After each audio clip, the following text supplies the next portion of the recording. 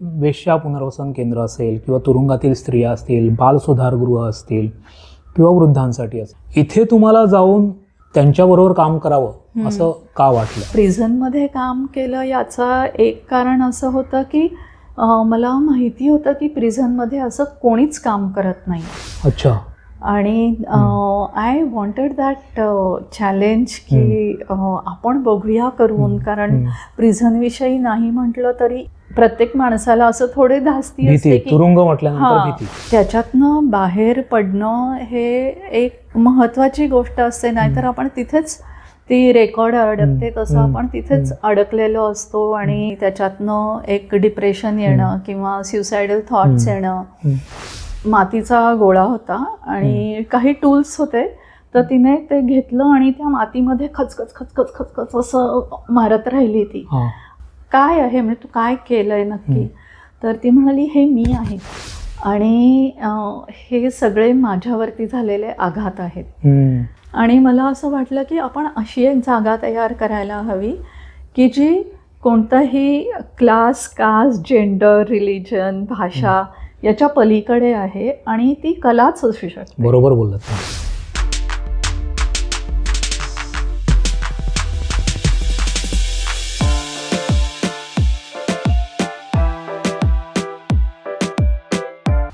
नमस्कार मंडळी, विमर्शच्या आजच्या पॉडकास्टमध्ये तुम्हा सर्वांचं स्वागत.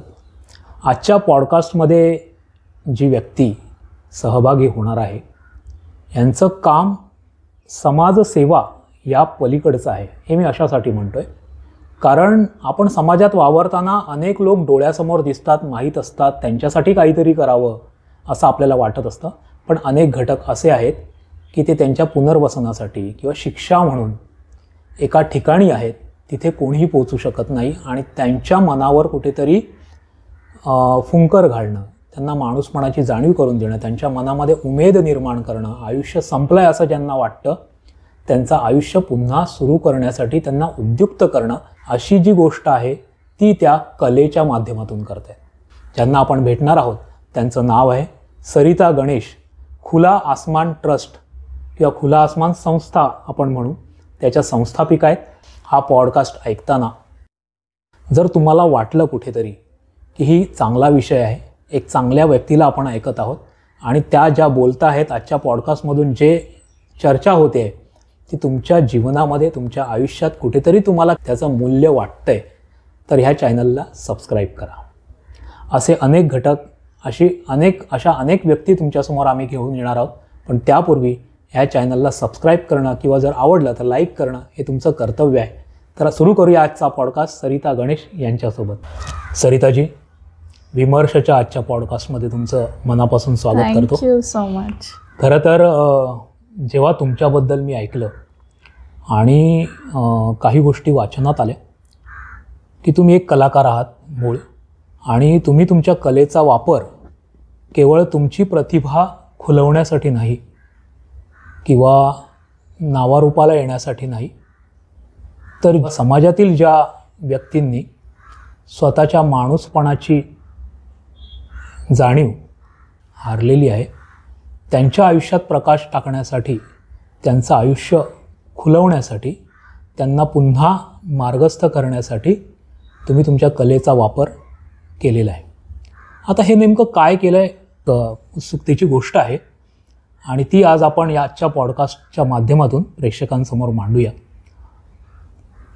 कलेचा वापर करून जेलमधल्या म्हणजे तुरुंगात असलेल्या स्त्रिया,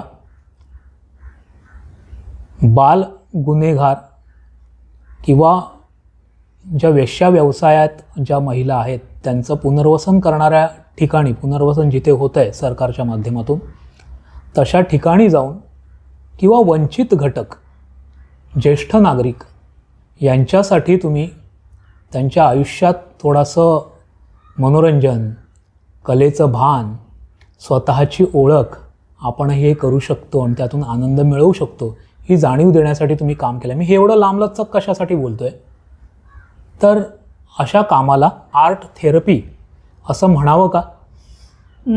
हा एक चांगला प्रश्न आहे, कारण मी स्वतः थेरपी शब्द म्हणायचं थोडं टाळते.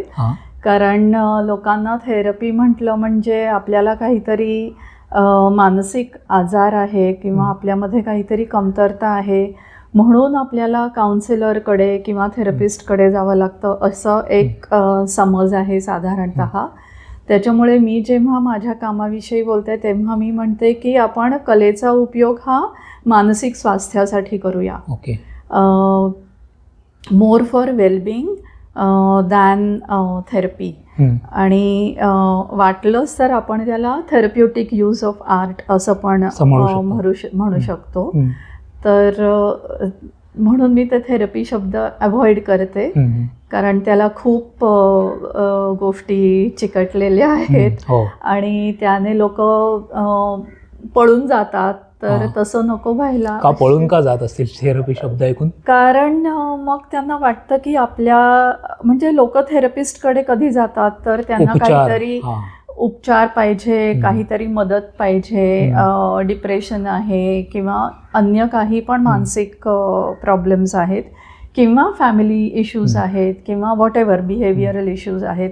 तर तेव्हा लोक जनरली काउन्सिलरकडे थेरपिस्टकडे वगैरे जातात. पण आमचं असं म्हणणं आहे की आर्ट ही सगळ्यांसाठी आहे. आणि आर्ट म्हणजे आता आर्ट म्हणजे काय हे पण एक रिडिफाईन करतो आम्ही आमच्या क्षेत्रासाठी इन अ वे. कारण लोकांना जे आर्ट माहिती आहे ते लोक पेंटिंग करतात, डान्स करतात किंवा अजून काही इतर कलेचे माध्यम आहे त्याच्यामधनं व्यक्त होतात. तर आम्ही जो आर्टचा वापर करतो तो त्या आर्टपेक्षा वेगळा आहे. कारण या आर्टमध्ये जे ट्रॅडिशनल फॉर्म्स ऑफ आर्ट आहेत त्याच्यामध्ये तुम्हाला एक व्याकरण आहे ना. तुम्ही त्या व्याकरणाशी तुमची बांधिलकी आहे. म्हणजे तुम्हाला भरतनाट्यम करायचं असेल तर त्या स्टेप्स ठरलेल्या आहेत आणि ते तसंच करायला पाहिजे. प्रमाण आहे त्याला काहीतरी. पेंटिंग करायचं तरी त्याच्यामध्ये काही गोष्टी, कलर कॉम्बिनेशन्स काय पाहिजेत, उष्ण कलर, थंड कलर आणि त्याचा बॅलन्स आणि असे सगळे बऱ्याच गोष्टी असतात. तर आम्ही ज्या पद्धतीने कलेकडे बघतो त्याच्यामध्ये आम्ही हे ग्रामरची तोडमोड करतो एका अर्थाने. ग्रामर हा तुमचा बेस नाही त्या कलेचा? नाही, भावना महत्वाची आहे. भावना महत्वाची आहे आणि प्रत्येक व्यक्तीने स्वतःचं व्याकरण तयार करावं जे स्वतःच्या आतल्या ज्या भावना आहेत ते व्यक्त करण्यासाठी त्याला उपयोग करता आला पाहिजे. So that is what it is. अच्छा, म्हणजे तुम्ही त्या कलेच्या मूळ रूपाशी एकरूप न करून घेता लोकांना त्या व्यक्ती ज्या स्टेटमध्ये आहेत, ज्या परिस्थितीमध्ये आहेत त्यांचं एक्सप्रेशन कलेच्या माध्यमातून बाहेर यावं अशासाठी त्याचा उपयोग करता असं म्हटलं तर चुकीचं ठरणार नाही? ॲब्सोल्युटली. या बिकॉज आमचा संपूर्ण फोकस हा प्रोसेसवरती आहे. आमचा एंड प्रॉडक्टवरती फोकस नाही आहे. एंड प्रॉडक्ट खूप वेळेला छान आणि सुंदर त्याच्यामधनं बाहेर येतं पण ते आम्ही त्याचा आम्हाला एम नसतो त्याचा की आपल्याला हे करायचंय, आपल्याला पुढे जाऊन आपल्याला एक मोठं पेंटिंग तयार करायचंय, हे आम्ही या हेतूने करत नाहीये.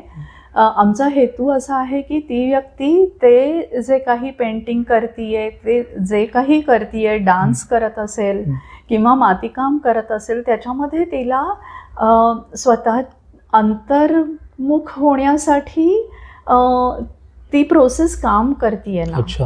So we guide people in such a way की त्यांना त्या प्रोसेसमधनं स्वतःच्या विषयीचे जे वेगवेगळे पदर आहेत ज्याच्यापासून आपण लपंडाव खेळत असतो स्वतःबरोबर, तर तो बाजूला करून स्वतःकडे स्वच्छ मनाने बघता येण्याची प्रक्रिया ला एनकरेज करणं थ्रू आर्ट असं आमचं काम आहे. अरे वा. बरं, मला सांगा तुमच्या संस्थेचं नाव खुला आसमान असं आहे. तर मी जशी ओळख तुमची करून दिली की तुम्ही तुरुंगात असलेल्या स्त्रिया, बालगुन्हेगार जे सुधारगृहात आहेत आणि त्यानंतर वेश्या पुनर्वसन केंद्रामध्ये जाऊन तुम्ही त्यांचं मनोरंजन म्हणा किंवा त्यांना एक मार्ग दाखवण्याचं काम कलेच्या माध्यमातून करताय, वृद्ध लोकांना पण करताय. तर ह्याचं नाव खुला आसमान असं का आहे? वेल, मला असं वाटतं की मला स्वतःला कोणत्याच बंधनात बसायचं नव्हतं, कारण मला स्वतःला पर्सनली खूप वेगवेगळे इंटरेस्ट आहेत. आणि मला असं वाटतं की जर आम्ही फक्त आर्ट थेरपी किंवा अशा पद्धतीने जर आमचं नावाची डेफिनेशन केली असती तर मग ते खूप मर्यादित झालं असतं. आणि this way it gives me lot of freedom to do anything. म्हणजे माझं इंटरेस्ट पर्यावरणामध्ये पण आहे. आम्ही काही जणांनी मिळून पॅन्डेमिकमध्ये एक इकॉलॉजीचा कोर्स पण चालवला होता, रेसिडेन्शियल 3 महिन्याचा. सो मला असं वाटतं की मी का स्वतःला लिमिट करून घेऊ. बरोबर. आणि दॅट्स वाय मी त्याचं नाव खुलं आसमान असं. आणि ज्यांच्यासाठी तुम्ही काम करताय त्यांनाही त्यांचं आकाश मोकळं वाटावं. हो, ॲब्सोल्युटली. आणि ते आपल्या मनाशी पण रिलेटेड आहे, कारण जितकं आपण आपल्या बंधनामधनं बाहेर येऊ तितकी आपल्याला मोकळीक मिळते आणि तितकं आपण आपलं फ्रीडम काय म्हणूया वापरू शकतो, आहे ना. म्हणजे खूप वेळेला आपणच स्वतःचे हातपाय बांधलेले असतात आणि तशी नेहमीच गरज असते असं नाही. समाज बांधतो आणि त्याची ते अनेक दुसरी कारणं आहेत, त्याच्यामध्ये नको जाऊया आत्ता. पण स्वतःला आपण अनेक वेळेला बांधून ठेवतो ना, तर त्याच्यातनं पण मुक्तता मिळण्याची शक्यता आहे. बरं, तुम्ही मुळात कलाकार आहात. जर एखादा माणूस एखादी कला शिकलाय तर तो स्वतःसाठी वापर करेल. तुम्हाला केव्हा जाणीव झाली की आपण आपल्या कलेचा वापर दुसऱ्यांसाठी केला पाहिजे? मला वाटतं की मी माझ्या पर्सनल जर्नीमधनं हे जास्त मला उमगलं. मी MA केलं TISSमधनं. त्याच्यानंतर मला असं लक्षात आलं की मी काहीतरी हाताने काम करायला पाहिजे, कारण नुसतं इंटेलेक्च्युअल काम करून पैसे कमवणं हे मला जरा चुकीचं वाटत होतं. म्हणून मी मातीकाम करायला सुरुवात केली. आणि मातीकाम करताना मला असं लक्षात आलं की that was also a difficult phase of my life. आणि तेव्हा मी खूप स्कल्पचर्स बनवायचे आणि त्या स्कल्पचर्समधनं मी माझ्या भावना व्यक्त करायचे. आणि मला असं लक्षात आलं की मातीकाम म्हणजे हे फक्त काही एस्थेटिक वस्तू करण्याचं साधन नाही आहे, तर आपल्या मनामधल्या ज्या काही भावना आहेत ते पण ते एक्सप्रेस करू शकतं. आणि मला माती हे माध्यम खूपच आवडलं, कारण एक तर ते आपला त्याच्याशी संबंध म्हणजे खूपच जास्त आहे. इथूनच आपण निर्माण होतो, मातीशी संबंध तुटलेला आहे आणि आपण तिथूनच आलो आहोत आणि तिथेच जाणार आहोत. आणि ते एक साधन असं आहे की ते तुमच्याशी मैत्री करू शकतं, ते तुमच्या भावना स्वीकारायला तयार असतं. ही गोष्ट कदाचित पेंटर पण म्हणेल, कारण त्याला ते माध्यम जास्त आवडतं, किंवा डान्सर पण म्हणू शकतो. मला माती भावली, तर त्याच्यामुळे मला असं लक्षात आलं की मातीमध्ये खूप पोटेन्शियल आहे. आणि मग मी त्याचे वर्कशॉप करायला सुरुवात केली, टीचर्स बरोबर किंवा काही इतर लोकांबरोबर, पण मोर like a therapeutic session than making a product. कारण मला मग त्याच्यातलं प्रॉडक्ट बनवायची जी काय माझी आधीची उर्मी होती किंवा हे होतं ते एकदम कमी झालं होतं. कारण मला असं लक्षात आलं it has got such a different potential that I should work with that rather than making pots, आहे ना. आणि म्हणजे एक उदाहरण देते मी. एक टीचर्स बरोबर आम्ही एक सेशन केलं होतं. त्याच्यामध्ये एक मुलगी आली होती आणि असंच वेगवेगळे एक्सरसाइजेस मी डेव्हलप केलेले होते. तर त्याच्यामध्ये त्या मुलीकडे एक मातीचा गोळा होता आणि काही टूल्स होते. तर तिने ते घेतलं आणि त्या मातीमध्ये खचखच खचखच खचखच असं मारत राहिली ती. आणि मी बघितलं आणि मला लगेचच लक्षात आलं की इथे काहीतरी बिनसलेलं आहे, disturb आहे. इथे काहीतरी खूप बिघडलेलं आहे. तर मी ते सेशन झाल्यानंतर मी तिच्याशी बोलायला गेले आणि म्हटलं की काय आहे, म्हणजे तू काय केलंय नक्की. तर ती म्हणाली, हे मी आहे, ही मी आहे आणि हे सगळे माझ्यावरती झालेले आघात आहेत. आता हे तोंडाने माझ्याबरोबर बोलणं, कारण मी तशी नवीनच आहे तिच्यासाठी, हे खूप अवघड आणि चॅलेंजिंग आहे कोणासाठी पण माती हे तिला एक साधन मिळालं ज्याच्यातनं आम्हाला पुढे डायलॉग करण्याची एक संधी मिळाली आहे ना. तर मला असं वाटतं की माती असो किंवा पेंटिंग असो, these are the mediums which create an opportunity for further discussion. म्हणजे तिच्याकडे मातीचा गोळा नसता आणि समजा एक कॅनव्हास आणि रंग आणि ब्रश असता तर तिने फटाफट फटकारे मारले. तिने दुसऱ्या पद्धतीने काहीतरी केलं, नकळतपणे तिला व्यक्त होण्यासाठी काहीतरी साधन मिळालं. बरोबर आहे.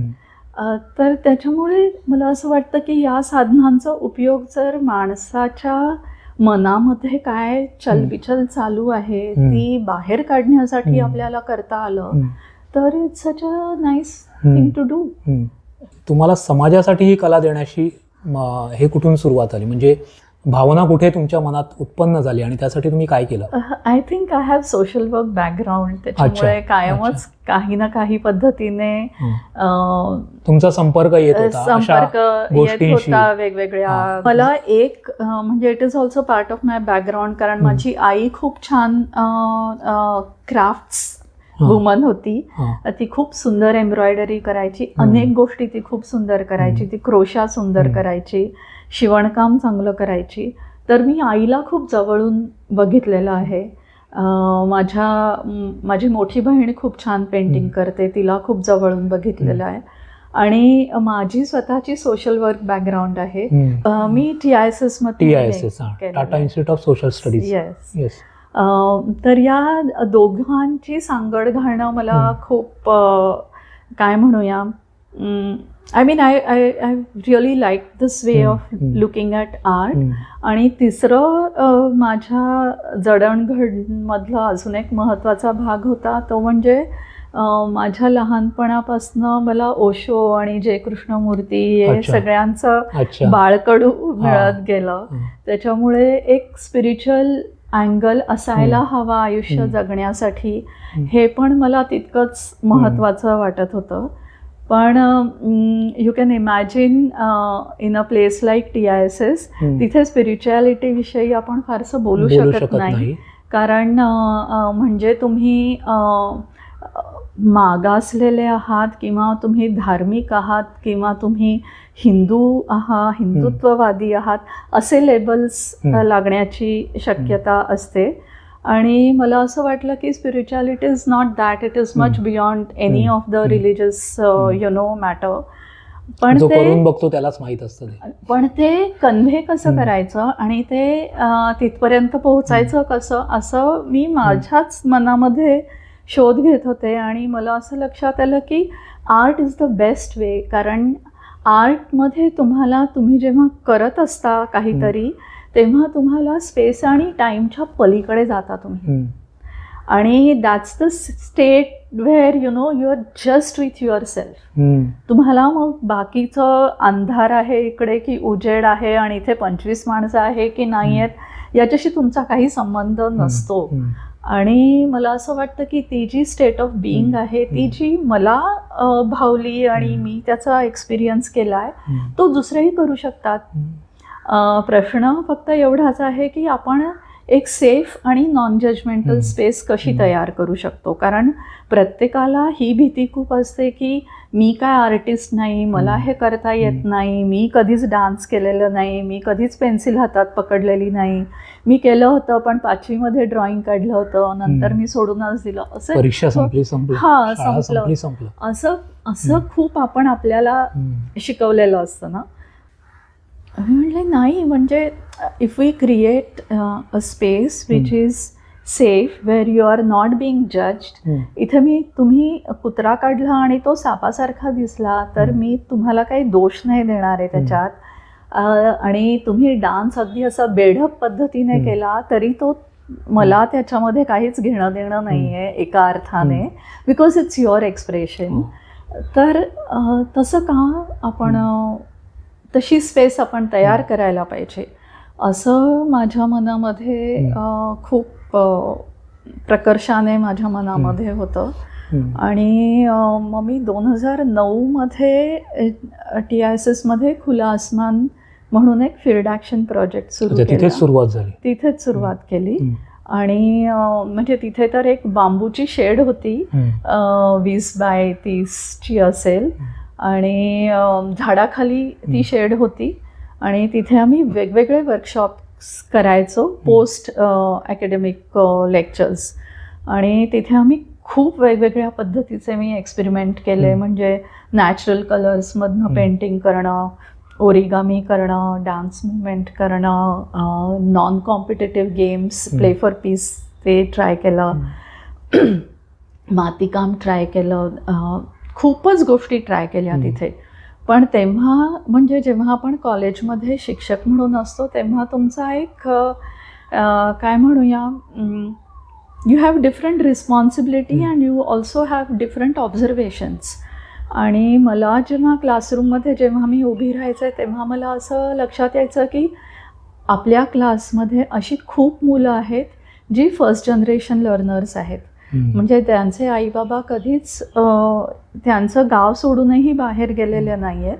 आणि ही मुलं 1000 मैल प्रवास करून इथे कॉलेजमध्ये आलेले आहेत.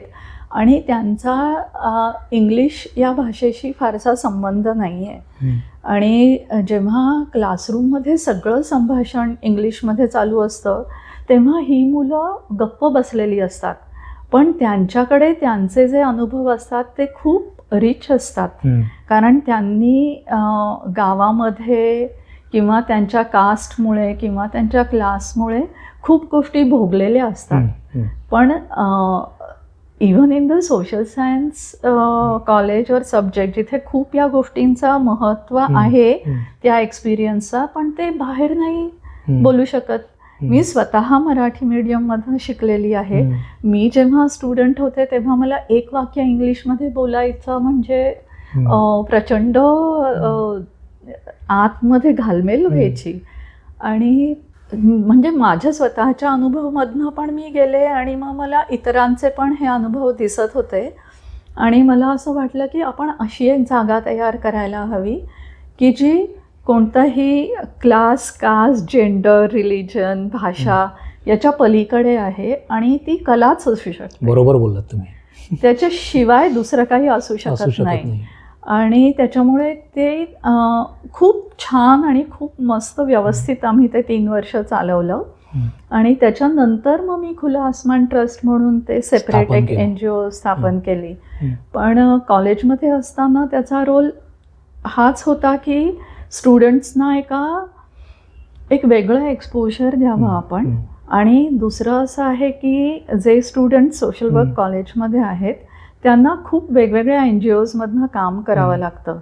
आणि जेव्हा मुलं काम करायला जातात तेव्हा त्यांच्याकडे काय स्किलसेट नसतं एका अर्थाने, कारण ते पण तसे फ्रेश ग्रॅज्युएट होऊन आलेले असतात.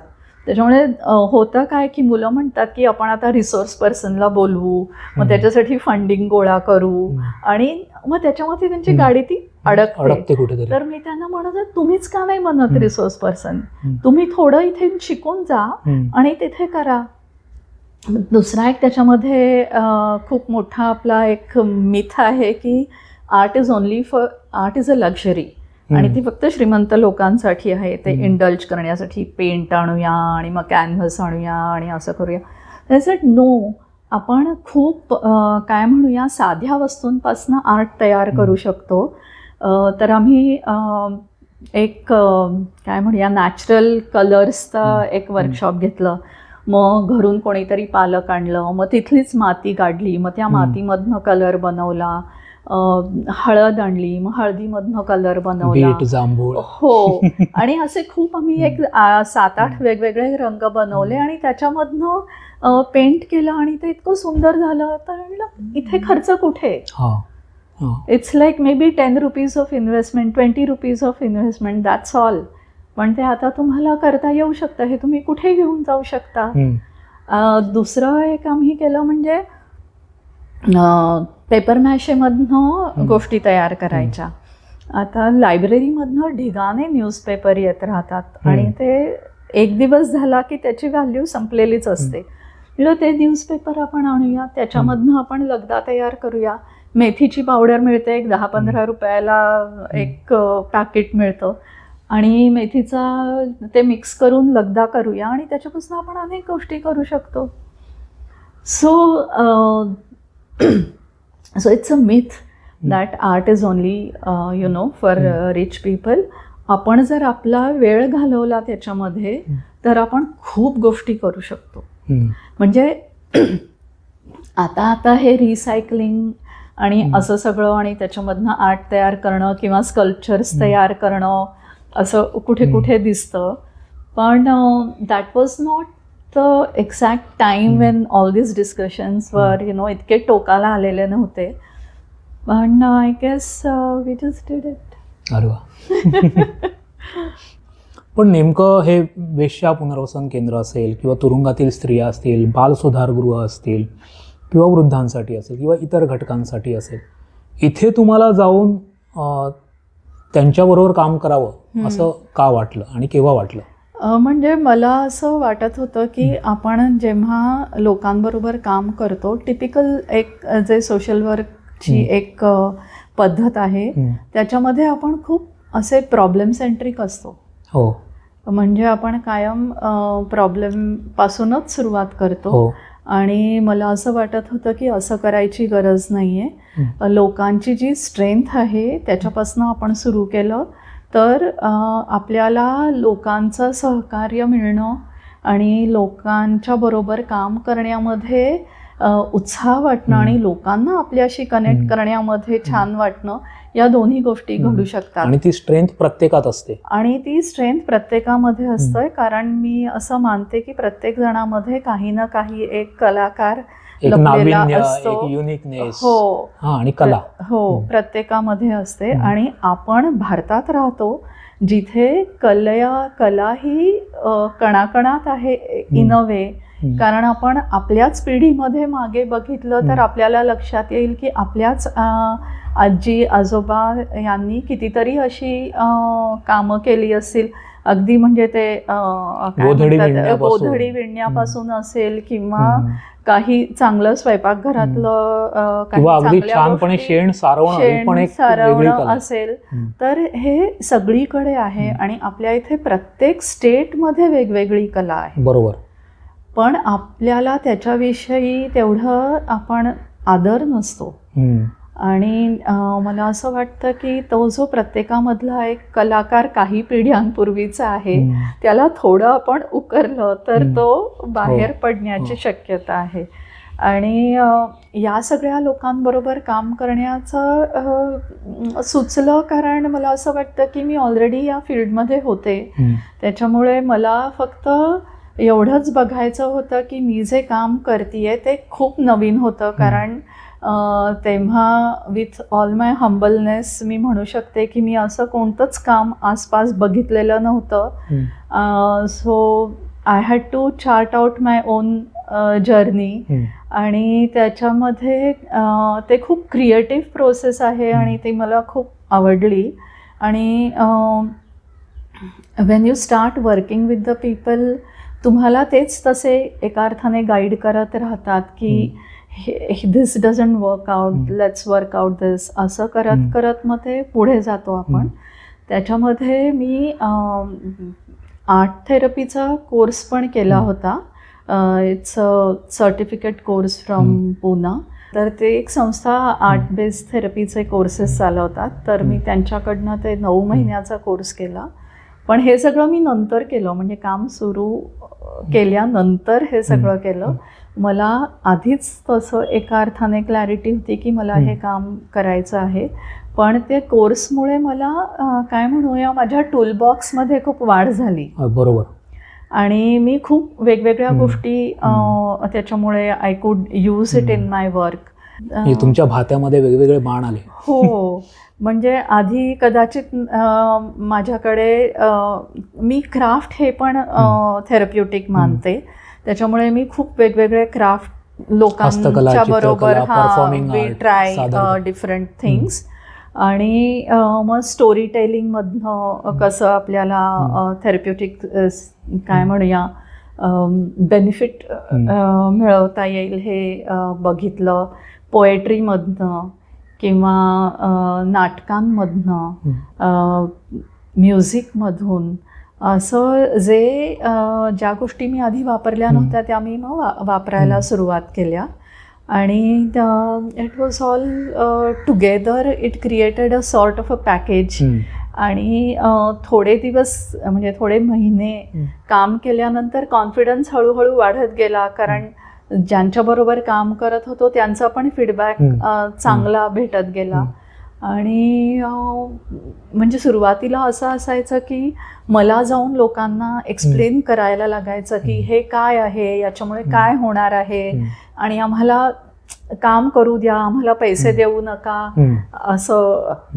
आणि पण नंतर 1-1.5 वर्ष असं सातत्याने काम केल्यानंतर, आणि आमचं बहुतेक काम हे सरकारी इन्स्टिट्यूशन्समधलं आहे, तर मग त्यांचे रिस्पॉन्स यायला लागले आणि त्यांना पण कळायला लागलं की याच्यामधनं आपले जे लोक आहेत त्यांना फायदा होतोय. आणि हे एकदा लक्षात आल्यानंतर मग पुढे जाणं त्या अर्थाने सोपं होतं. आणि प्रिझनमध्ये काम केलं याचा एक कारण असं होतं की मला माहिती होतं की प्रिझनमध्ये असं कोणीच काम करत नाही आहे. अच्छा. आणि आय वॉन्टेड दॅट चॅलेंज की आपण बघूया करून, कारण प्रिझनविषयी नाही म्हटलं तरी प्रत्येक माणसाला असं थोडे धास्ती असते की तुरुंग म्हटल्यानंतर भीती.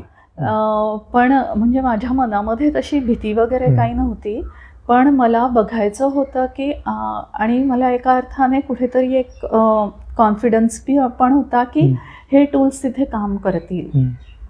आणि म्हणून मग आम्ही प्रिझनमध्ये काम करायला सुरुवात केली. आम्ही कल्याण प्रिझनमध्ये, ठाण्यामध्ये, भायखळा, तळोजा, खूप ठिकाणी काम केलं. कल्याणमध्ये आम्ही वॉल पेंटिंग केलं, आधारवाडी जेलमध्ये. हो.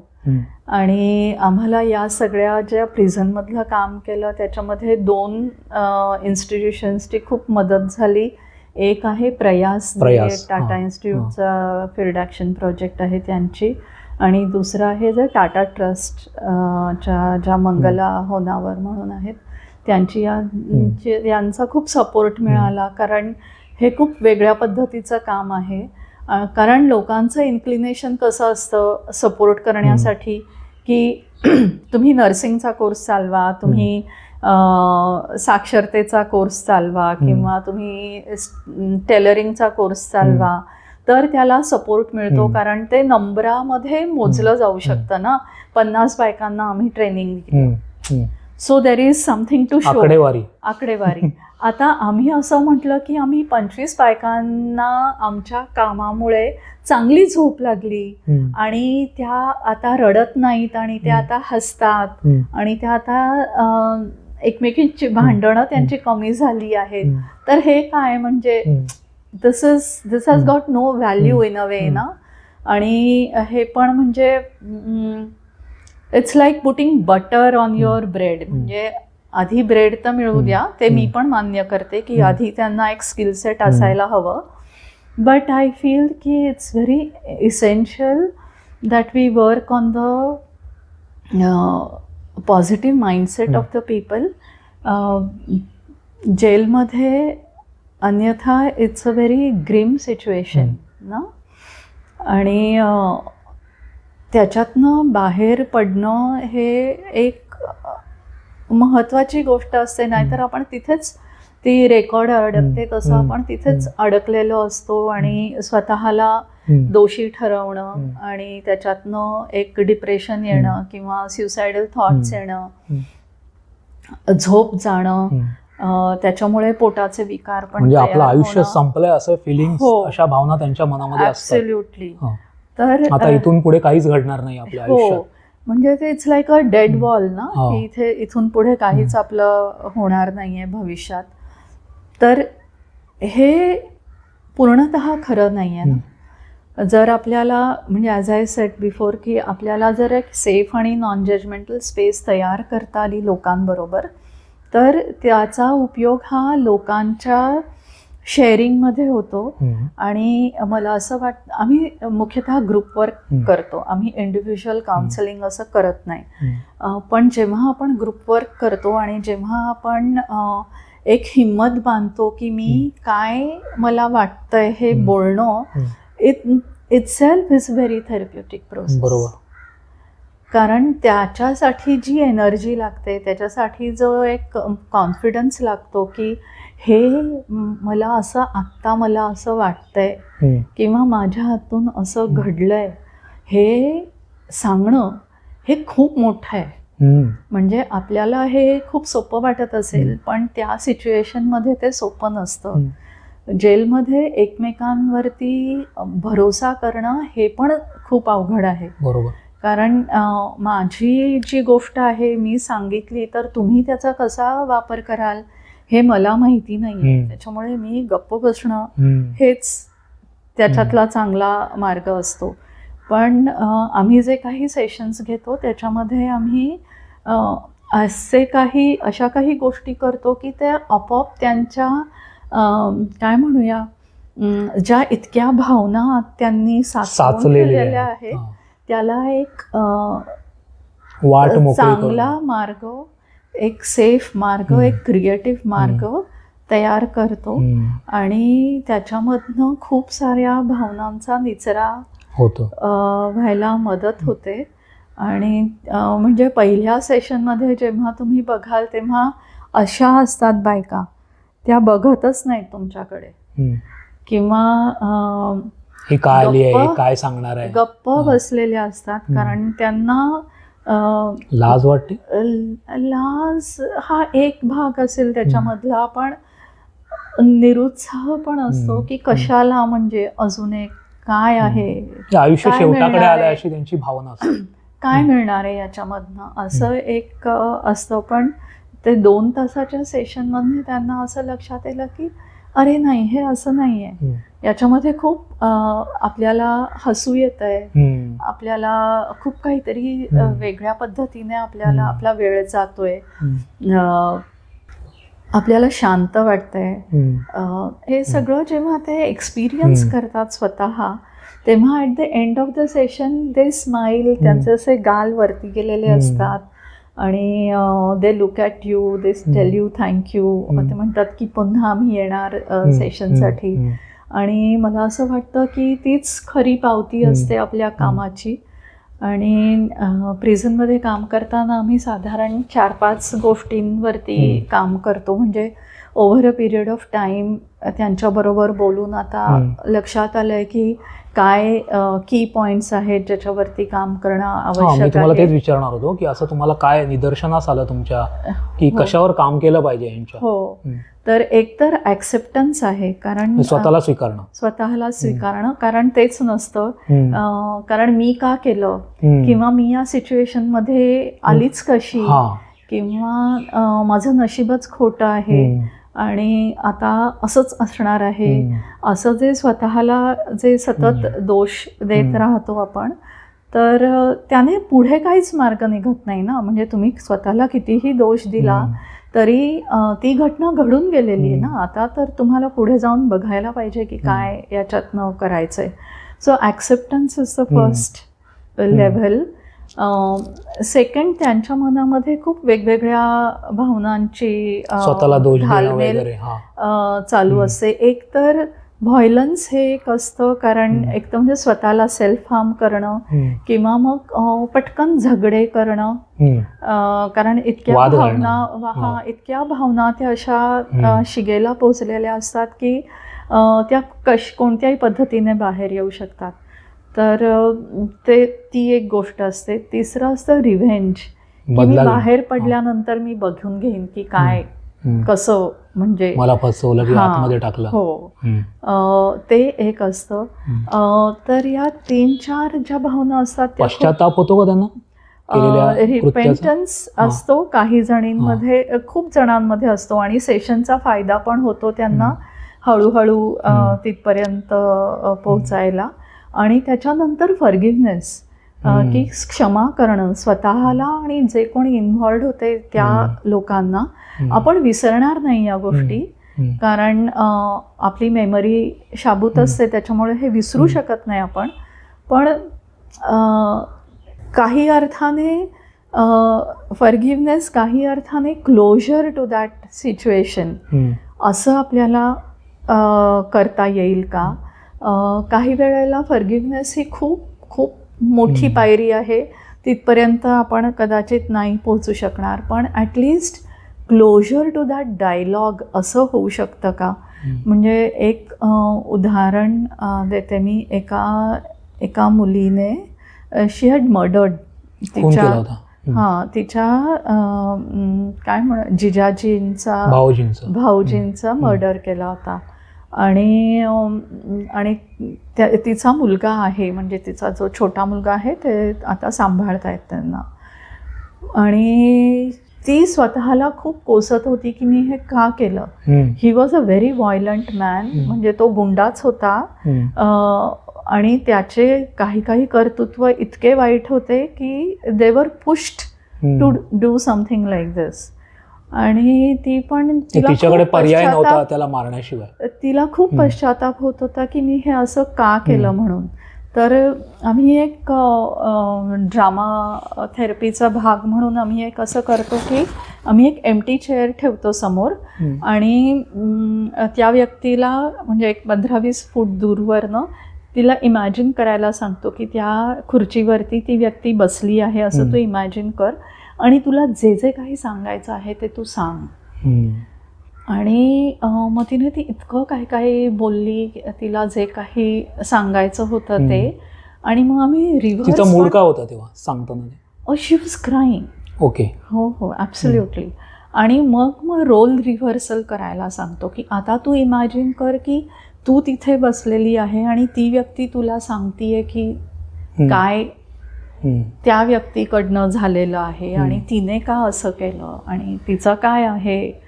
आणि त्याच्यामध्ये मग तिने त्या माणसाचे पण डायलॉग बोलले आणि ती म्हणाली की तो म्हणतोय की नाही तू केलं ते एका अर्थाने योग्यच असणार आहे, कारण मी खूप खूप चुकीचा वागलोय तुझ्या बहिणीबरोबर आणि तुमच्या सगळ्या कुटुंबांबरोबर. तर आता तू वाईट वाटून घेऊ नको, पण माझा मुलगा आहे त्याचं तुम्ही चांगलं पालन पोषण करा. तर हे तुमची लिगल सिस्टीम नाही करू शकत ना. नाही करू शकत, कारण लिगल सिस्टीम तुम्हाला एकतर अपराधी तरी ठरवते किंवा तुम्ही अपराधी नाही आहात असं तरी ठरवते. तर ते जे एक डायलॉग होण्याची त्यांची अन्यथा शक्यताच नव्हती, नाही का.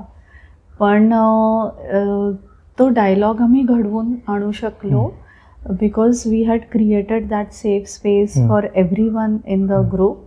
आणि एकाने डेमॉन्स्ट्रेट केलं की आपण असं करू शकतो, तर दुसऱ्यांना पण एनकरेजमेंट मिळते की आपणही असं करू शकतो.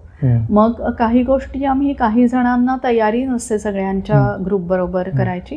That time we do 1-on-1, कारण आम्ही 3-4 जण ट्रेनर्स असतो एका वेळेस. तर मग 1-on-1 तसं सेशन करायचं.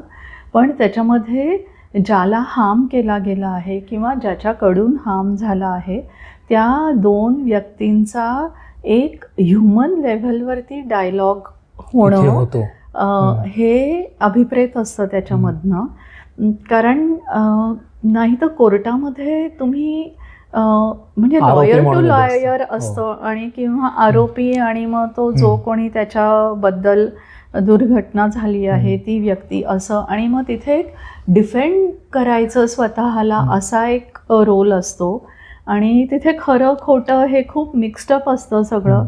पण इथे तुम्हाला खरं बोलण्याची मुभा असते आणि ते खरं बोलण्याने आतमधला जो एक खूप आपण असा दगड ठेवलेला असतो तो बाजूला होतो किंवा त्याचं निदान आकार तरी कमी होतो.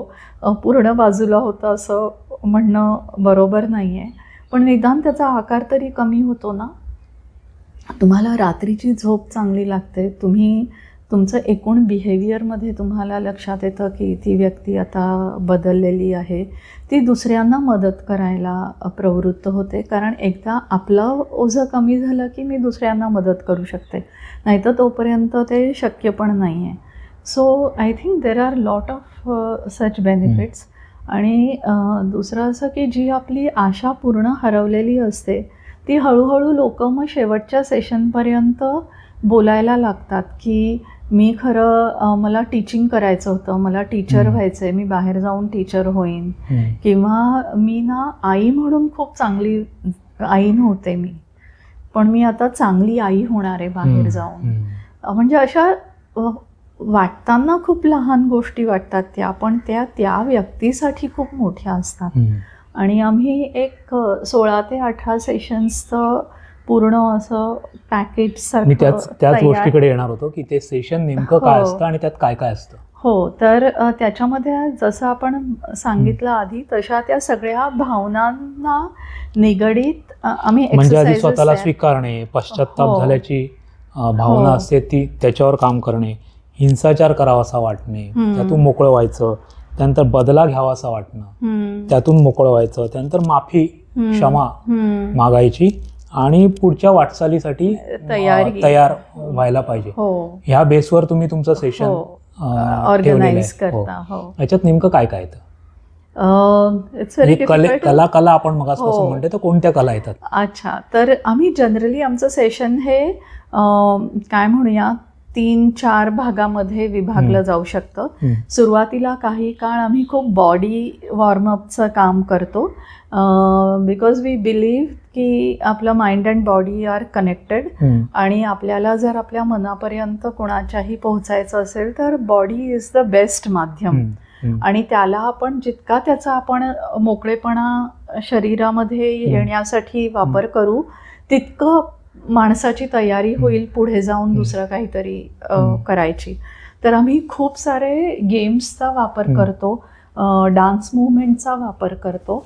आणि आम्ही जे गेम्स वापरतो हे सगळे नॉन कॉम्पिटिटिव्ह गेम्स, स्पर्धा नाहीये त्याच्यामध्ये, स्पर्धा नाहीये, असं अजिबात नाहीये. आणि हे सगळे गेम्स आहेत ते सर्कल मध्ये खेळले जाऊ शकतात आणि त्याच्यामध्ये कोणीच आउट होत नाही. त्याच्यामुळे चढाओढ नाहीये जी अन्यथा आपल्या जीवनामध्ये बऱ्यापैकी असते, पण इथे आम्ही तशा पद्धतीचे गेम्स खेळतच नाही. पण ज्याच्यामधनं मजा येईल, अलर्टनेस वाढेल, कारण एक डलनेस असतो, तो डलनेस जाऊन अलर्टनेस वाढेल असं बघायचा त्याच्यामध्ये प्रयत्न असतो. सो एक 15-1 मिनटं आम्ही 15-20 मिनटं त्याच्यामध्ये घालवतो. दुसरं आम्ही चेक इन करतो दरवेळेला की कुणाला कसं वाटतंय आत्ता. म्हणजे लेट्स से की काय माझ्या मनाचं जे थर्मामीटर आहे त्याचं कसं आहे, म्हणजे हे आत्ता 20 डिग्रीला आहे की 60ला आहे की 80ला आहे की आय एम 100% हिअर. तर मग कोणीतरी म्हणाल नाही आज मला 60च वाटतंय. अच्छा, देन ओके, मग का बरं 60 वाटतंय? तर रात्री झोप नाही झाली माझी म्हणून मला आज खूप बरं नाही वाटत आहे असं, किंवा माझं कोणाशी तरी झगडा झालाय, किंवा आज आंघोळीला पाणीच नाही मिळालं मला, काही कारणं असू शकतात. तर so we take that checking in प्रत्येक व्यक्तीचं, की प्रत्येक व्यक्ती इथे 100% पाहिजे. कारण आमच्या सगळ्या कामामध्ये we make sure that everybody is participating fully, कारण तरच त्या कामामध्ये मजा येईल आणि सगळ्यांचा उत्साह कायम राहील. So we do lot of checking in थोड्या वेळाने की सगळेजण आहेत ना, आर यू विथ अस, आणि हे जे काय चालू आहे ते तुम्हाला कळतंय ना, भावतंय ना, असं ते तर थोड्या वेळाने करतो. So once we know that people are now alert and ready, then we take the main part of our session. आणि ते मेन पार्ट ऑफ सेशन हा नेहमीच लाईट असतो असं नसतं. पहिले 1-2 session we keep it slightly light, पण त्याच्यानंतर मग आम्ही त्याची डेप्थ वाढवत जातो आणि जास्त काय म्हणूया, अशा इमोशन्स ज्याच्याकडे आपण बघायला काकू करतो तशा इमोशन्सकडे जास्त जास्त बघण्याचा प्रयत्न करतो. आणि ते झाल्यानंतर मग we sort of taper down the tempo of the session. आणि मग शेअरिंग करतो, सर्कलमध्ये शेअरिंग करतो. आणि त्याच्यानंतर आयदर मेडिटेशन करणं किंवा चॅन्टिंग करणं टुगेदर, हात पकडून, सो दॅट एक भावना तयार होणं की आपण सगळेजण बरोबर आहोत, याच्यामध्ये एकत्र आहोत, हे बिल्डअप करणं. And that's how we end the session usually. शेवटी त्यांना वाटतं की माझ्यासोबत कोणीतरी आहे. हां, हे एक. आणि दुसरं, आम्ही after couple of sessions we also start giving them mandala art. कारण ते पण त्यांना खूप मनाला शांत करायला मदत करतं. एका बिंदू भोवती ते सगळं फिरत जाते ती कला मंडला, आणि त्याची एक गंमत वेगळी येते. करेक्ट. तर आम्ही त्यांना कलर्स देतो आणि खूप सारे प्रिंटआउट्स देतो. त्याच्यासाठी लिटरली भांडणं पण होतात. पण कशासाठी भांडणं? कारण ते प्रिंटेड सगळ्यांना हवं असतं म्हणून. पण त्याच्यामधल्या काही स्त्रिया खूप छान कलर कॉम्बिनेशन्स करतात, खूप सुंदर करतात. So that we do quite regularly. म्हणजे जेव्हा जेव्हा सेशन्स असेल त्याच्यामध्ये आम्ही. तुम्ही पहिल्यांदा जेव्हा जेलमध्ये गेलात की आपण अशा पद्धतीचं वर्कशॉप जेलमध्ये घेऊ, तेव्हा तुमचा पहिला अनुभव कसा होता? तुम्हाला भीती नाही वाटली की आपण कोणासमोर जाणार आहोत, ते कसे व्यक्त होतील? हा, थोडी अशी धाकधूक होती, पण माझ्या मनामध्ये भीती अशी नव्हती फारशी. कारण मला माहिती होतं की आय एम सेफ. आणि मी ज्या उद्देशाने जात आहे तो उद्देश एकदा त्यांना कळल्यानंतर they will cooperate and they will be happy, असं मला माहिती आहे. कारण माझा स्वतःचा अनुभव तसं सांगतो ना. त्याच्यामुळे मला त्याच्यामध्ये काही असं भीती नाही वाटली. गोष्ट एवढीच होती की आपण त्यांना कन्व्हिन्स कसं करणार की आपण काय करतोय. ते कन्व्हिन्स कसं केलं तुम्ही त्यांना? तर आम्ही खूप वेगवेगळे मार्ग वापरले. म्हणजे आय थिंक कल्याण प्रिझनमध्ये probably we work for the first time. तर आम्ही ड्रम घेऊन गेलो होतो हातामध्ये, आणि मग आम्ही पूर्ण बरॅकमध्ये असं ते दवंडी पिटतो तसं दवंडी पिटत प्रत्येकाला या या या आम्ही इथे एक सर्कल करतोय आणि तुम्ही पण याच्यामध्ये भाग घ्या, असं करत बायकांना गोळा केलं.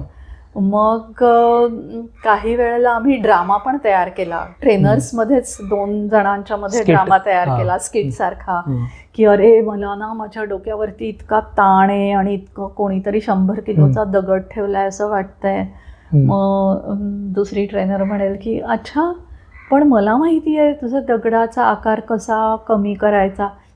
काय पण बोलते, असं कधी काय कोणाला येतं का?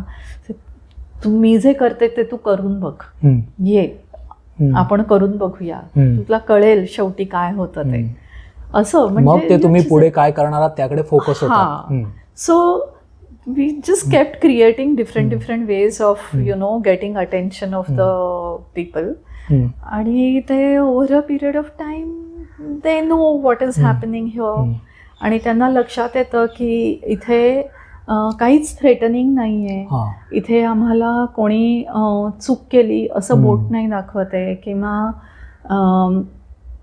आम्हाला कोणत्याही प्रकारचे उपदेश इथे दिले जात नाही आहेत. तर मग त्यांना ते हळूहळू आवडायला लागतं. कारण तुम्ही मगाचपासून तुम्ही म्हणताय जेलमध्ये गेलो, मी म्हटलं त्यांचा पहिला अनुभव तुमचा कसा आला? तुम्हाला काही वाईट अनुभव आला का असं माझ्या मनामध्ये सतत येत होतं? असं आत्तापर्यंत तरी एकदाही काहीच निगेटिव्ह अनुभव आला नाही.